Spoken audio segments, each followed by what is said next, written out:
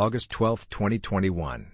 A police officer's body camera captures a young woman standing on the side of the road in Moab, Utah. She's crying. Her hands tremble as she tries to explain what happened. "I've been struggling with my mental health," she tells the officer through tears. Beside her is her fiancé, calm and collected, answering questions with confidence. To the officers, it appears to be a disagreement between a young couple traveling across America in their converted van. Nothing about that traffic stop suggested that less than 3 weeks later, one of them would be dead. Millions of people would later watch that body cam footage and ask the same haunting question. Could Gabby Petito have been saved? This isn't just a murder mystery. It's a story about social media, domestic violence, missed warning signs, and one of the most disturbing nationwide manhunts in recent history. Tonight, we're diving deep into the case that captivated the world. This is the story of Gabby Petito Gabrielle. Gabby Petito was born on March 19, 1999. Friends and family described her as kind, creative, adventurous, and full of life. She loved photography, traveling, and documenting beautiful moments. At just 22 years old, Gabby was chasing what many young people dream of, a life of freedom and adventure. She and her fiancé, Brian Laundrie, shared a passion for travel. In July 2021, they set off on a cross-country road trip in a white Ford Transit van that Gabby had converted into a camper vehicle. The trip wasn't just a holiday. It was supposed to become their lifestyle. Gabby launched a YouTube channel called Nomadic Steak, hoping to inspire others with van life content. Their Instagram pages painted a picture of the perfect relationship, smiling selfies, breathtaking landscapes, and romantic moments under the American sky. But social media often hides what happens when the camera stops recording. Behind the carefully curated photographs, their relationship had become increasingly volatile. Family members would later reveal that the couple experienced frequent arguments. Friends recalled periods when Gabby seemed stressed and emotionally overwhelmed.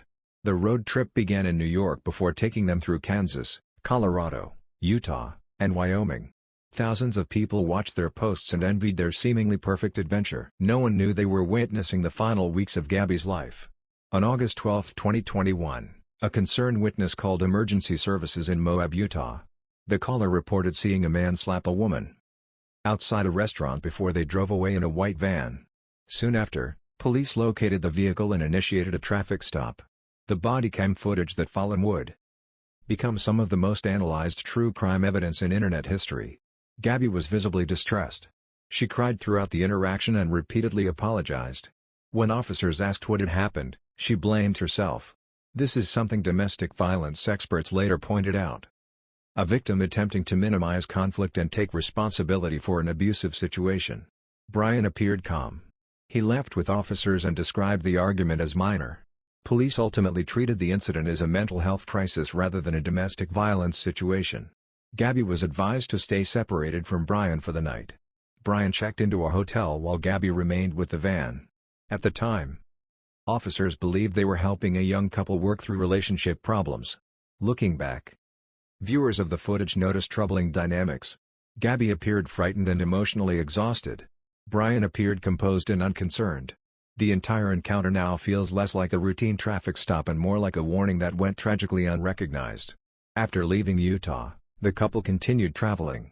On August 27, witnesses reported seeing Gabby and Brian arguing inside a restaurant in Jackson, Wyoming.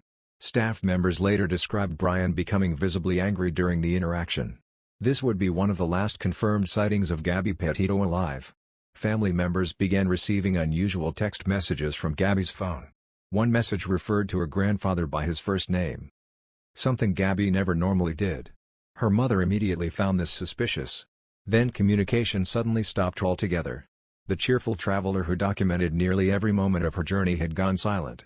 For days, her family grew increasingly worried. Meanwhile, something strange was happening hundreds of miles away. On September 1, 2021, Brian Laundrie returned to his parents' home in Florida. He arrived alone. He was driving Gabby's van. Gabby was nowhere to be seen. He did not report her missing. He did not explain where she was. He hired an attorney and refused to speak with investigators. Imagine being Gabby's parents. Your daughter is missing. Her fiancé is back home with her vehicle. And he refuses to answer a single question. The nation was about to become invested in finding Gabby Petito. What happened to Gabby Petito during those final days? Investigators would eventually piece together a devastating timeline. After leaving Utah, Gabby and Brian traveled toward Wyoming's Grand Teton National Park. The area is breathtaking, towering mountains, vast forests, and endless hiking trails. It's also incredibly remote. Investigators believe that sometime between August 27 and August 30, Gabby was killed. The exact sequence of events remains known only to Brian Laundrie. However, the autopsy later revealed that Gabby's death was a homicide caused by blunt force injuries to the head and manual strangulation. Manual strangulation is particularly significant in domestic violence cases because experts consider it one of the strongest indicators of escalating violence. The murder itself was personal. There was no weapon fired from a distance. There was no random attack. Gabby died at the hands of someone she trusted. Someone she loved. Someone she had traveled thousands of miles with. Someone who would later return home without her and remain silent while her family desperately searched for answers. On September 11, 2021, Gabby Petito was officially reported missing. The story quickly exploded across social media. Millions of people began sharing her photographs online. News stations covered the case around the clock. Internet communities started analyzing timelines, witness statements, and social media posts. People became amateur investigators overnight. Law enforcement agencies across multiple states joined the search effort. The FBI became involved. Then came one of the most significant breakthroughs in the investigation. A traveling family who operated a YouTube channel reviewed footage from their dashcam while driving through Grand Teton National Park. By pure coincidence, their video captured Gabby's white van parked near a remote camping area. The footage provided investigators with a precise location to search. Search teams immediately focused their efforts on the area. On September 19, 2021, human remains were discovered. The following day, authorities confirmed what millions had feared. The remains belonged to Gabby Petito. The world mourned alongside her family. But another mystery was unfolding simultaneously. Brian Laundrie had disappeared.